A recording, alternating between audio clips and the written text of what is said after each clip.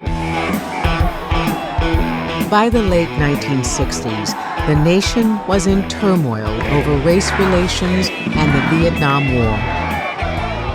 Dr. Martin Luther King Jr. was assassinated in Memphis.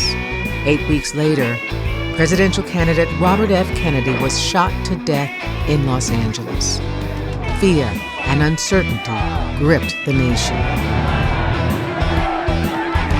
It felt like urban America was falling apart, and Tom Bradley created a different way to respond to these issues, to incorporate the community and their concerns, not to exclude them.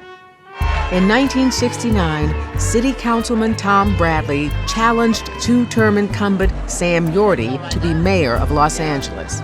We are a divided city today, divided on the basis of race and religion and on the basis of neighborhood, on the basis of age. And it's about time that we begin to pull together.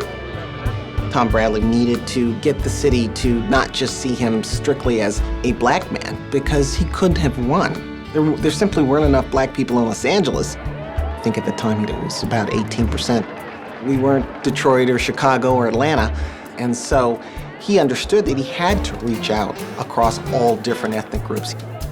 Tom Bradley had more volunteers than ever before in the history of Los Angeles. There were thousands upon thousands of volunteers.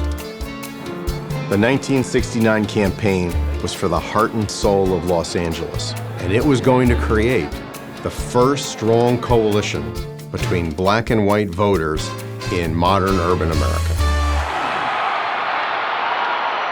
This is a picture of the coalition of Los Angeles, a coalition of conscience, a coalition of those people in this city who reject the politics of corruption, who are determined to see in this city a government that extends justice and dignity to every man. The election was one of the roughest, dirtiest, meanest elections in American history. In a very affable way, Mayor Sam Yorty has been running a ferocious campaign.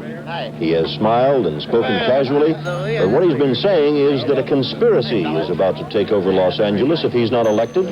He spreads the word wherever he goes. The word, when translated, is race.